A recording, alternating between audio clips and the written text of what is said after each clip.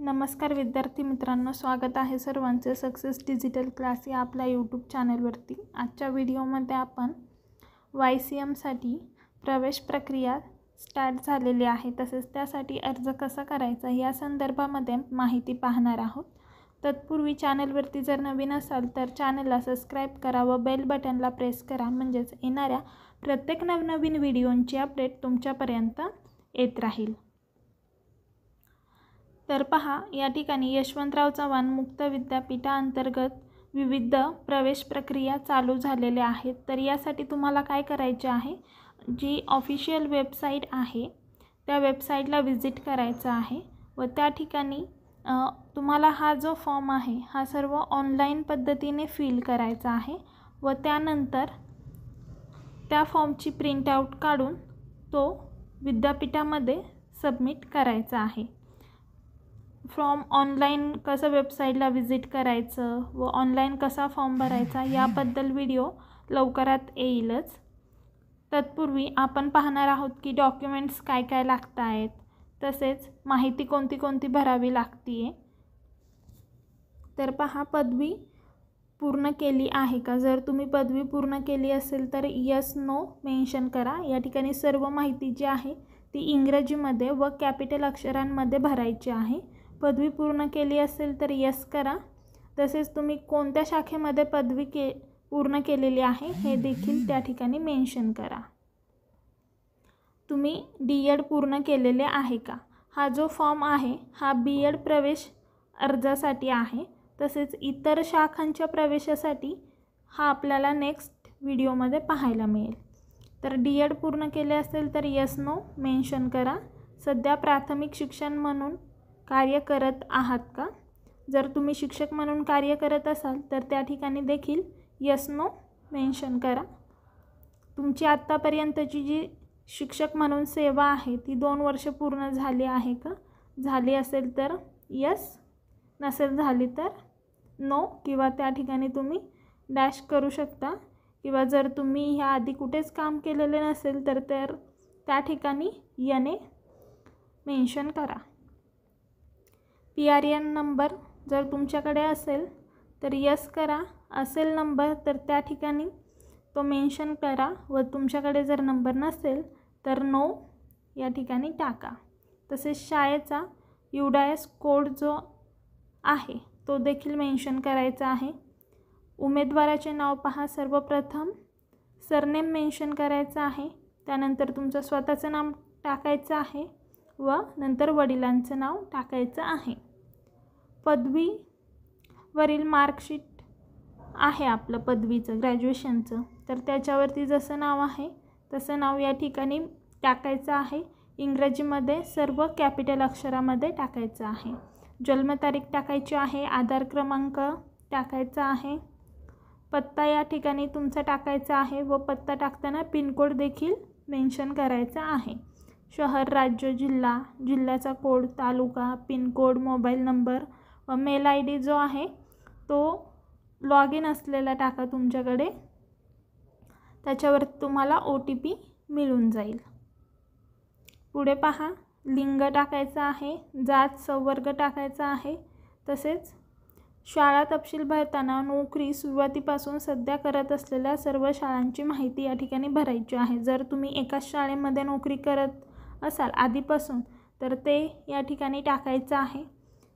शाळेचे गाव टाकायचं आहे, कोणत्या तारखेपासून करत आहात, किंवा जर तुम्ही शाळा बदलली असेल तर ते देखील तारखा या ठिकाणी टाकायचं आहे। तसेच तुम्ही पार्ट टाईम केलेला आहे की फुल टाईम केलेला आहे ही देखील सर्व डिटेल्स त्या ठिकाणी भरायची आहे, इंग्रजीमध्ये सर्व कॅपिटल अक्षरामध्ये। जर शाळा बदलल्या असतील तर या ठिकाणी तुम्ही तसं मेन्शन करू शकता, 1, 2 असं तारीख तुम्हाला टाकावी लागेल, कधीपासून कधीपर्यंत होते। आत्ता जर कोणत्या शाळेमध्ये असाल तर शाळेचा पत्ता आणि पिनकोड टाकायचा आहे। शाळा जिथे आहे तिथला पिनकोड टाकायचा आहे। पदवीधर वेतन श्रेणी मिळाली आहे का? जर मिळाली असेल तर यस करा, नसेल मिळाली तर नो करा। पदवीचा तपशील व पदवीचे विद्यापीठ विद्यापीठातून कोणता तुमची पदवी झालेली आहे ते या ठिकाणी विद्यापीठ मेन्शन करायचं आहे। जर तुमच्या आधी YCM मधूनच झालेले असेल तर यशवंतराव मुक्त विद्यापीठ तुम्ही टाकू शकता, किंवा पुणे युनिव्हर्सिटी असेल, काहींची कोल्हापूर असेल तर ते त्यानुसार या ठिकाणी टाका। पदवीचा प्रकार काय झालेला आहे तुमचं, कोणत्या शाखेमध्ये झाले आहे, BA BCom BSc किंवा अदर कोणत्यामध्ये असेल तर ते देखील इथे टाका। पदवीची श्रेणी टाका, तुम्हाला किती गुण प्राप्त झालेले आहेत ते टाका। यासाठी तुम्ही तुमचा रिझल्टवरती एकूण सर्व टोटल करा सब्जेक्टनुसार, आणि किती मार्क्सला तुमचे एक एक सब्जेक्ट होते, थेरी प्लस इंटरनल, त्याचं सर्व कॅल्क्युलेशन करून या ठिकाणी तुम्हाला प्राप्त झालेले गुण टाका। तसेच टक्केवारी ऑलरेडी असेल तुमच्या रिझल्टवरती ती देखील मेन्शन करा। तुम्ही जर पोस्ट ग्रॅज्युएशन पूर्ण केलेले असेल तर यस करा, नसेल केले तर नो करा, व जर केलेलं असेल तर कोणत्या शाखेमध्ये केलेलं आहे ते ह्या ठिकाणी टाका। YCM अंतर्गत डिप्लोमा कोर्स पूर्ण केला आहे का, जर तुम्ही DED ह्यापूर्वी YCM मधून केलं असेल तर यस करा, नसेल केलं तर नो करा। सर्व माहिती इंग्रजीमध्येच भरायची आहे। तुमचा जर सर्टिफिकेशन कोर्स झालेला असेल तर तो देखील इथे टाका, किंवा तुम्ही PhD किंवा MPhil जरी केलं असेल YCM मधून यस नो टाका। उच्चतम पात्रतेची माहिती देणे आवश्यक आहे, तुमची सर्वात उच्च डिग्री कोणती आहे ते या ठिकाणी टाकू शकता। जर तुमचं पोस्ट ग्रॅज्युएशन झालेलं असेल तर इथे तसं मेन्शन करा, व सर्वोच्च विद्यापीठाचे नाव टाका, राज्य टाका, कॉलेजचे नाव टाका, आसन क्रमांक, प्रमाणपत्र क्रमांक, तुमचा जर रिझल्ट डिक्लेअर झालेला असेल तर मिळालेले गुण, टक्केवारी, श्रेणी, सर्व या ठिकाणी माहिती व्यवस्थितरित्या भरायची आहे। नंतर पहा, अपंग आहात का, यस नो या ठिकाणी टाकायचं आहे, दिव्यांग प्रकार टाकायचा आहे, व सवलतीसाठी जर तुम्ही स्वातंत्र्य सैनिक, विधवा, परित्यक्त्या, प्रकल्पग्रस्त, भूकंपग्रस्त जर असाल तर या ठिकाणी ते सर्व ह्या कोणत्या कॅटेगरीमध्ये तुम्ही येत असाल तर तिथे मेन्शन करा, नसेल येत तर नो करा। माजी सैनिक, आजी सैनिक असाल तर ते देखील तिथे मेन्शन करा, व सर्व माहिती ही अचूक भरायची आहे। व खाली पहा, एक महत्त्वाची सूचना दिलेली आहे, कागदपत्र देखील यासाठी आपल्याला अपलोड करावी लागणार आहेत। जर तुम्ही या ठिकाणी कोणत्या कॅटेगरीमध्ये येत असाल, स्वातंत्र्य सैनिक, भूकंपग्रस्त वगैरे, तर तुमच्याकडे त्या ठिकाणी कागदपत्रे असली पाहिजेत, ती अपलोड करावी लागतील। फोटो या ठिकाणी तुम्हाला अपलोड करायचा आहे